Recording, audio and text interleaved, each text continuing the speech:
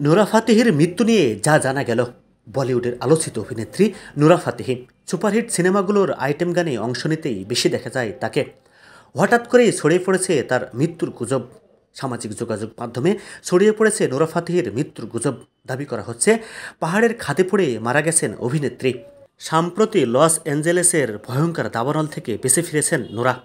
এরই মাঝে বানজি জাম্পিংয়ে যোগ দিতে গিয়ে নাকি চরম বিপদে পড়েছেন। সামাজিক যোগাযোগ মাধ্যমে ছড়িয়ে পড়েছে তার মৃত্যুর সংবাদ। দাবি করা হয় দুঃসাহসিক ক্রীড়ায় যোগ দিতে গিয়ে দুর্ঘটনার মুখে পড়েন অভিনেত্রী।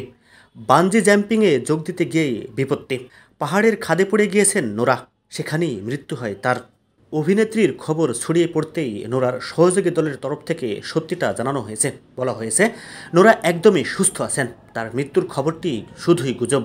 নোরার মৃত্যুর গুজবকে কেন্দ্র করে যে ভিডিওটি ভাইরাল হয়েছে তাতে দেখা গেছে এক নারী বানজি জাম্পিং করতে গিয়ে পাহাড়ের খাদে পড়ে যান। সেই নারীর মুখ স্পষ্ট নয়।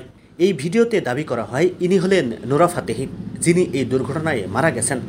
ক্যাপশনে লেখা হয় বলিউড অভিনেত্রী নোরা ফাতেহির দুর্ঘটনায় মৃত্যু হয়েছে। অনেক দূর থেকে ভিডিওটি তোলায় ওই নারীর মুখ ছিল অস্পষ্ট। যদিও নোরার সহযোগী দলের তরফ থেকে ওই খবর সম্পূর্ণ ভুয়া বলেই উড়িয়ে দেওয়া হয়েছে।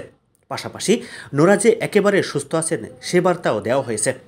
উল্লেখ্য, নোরা ফাতেহি নৃত্যশিল্পী, মডেল, অভিনেত্রী ও গায়িকা।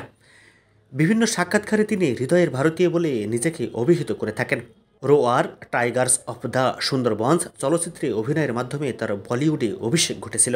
তিনি তেলুগু চলচ্চিত্রে টেম্পার, বাহুবালি, দ্য বিগিনিং ও কিক 2 চলচ্চিত্রে আইটেম গানের পারফর্ম করে জনপ্রিয়তা অর্জন করেছেন। Zahid Mahmud, news desk.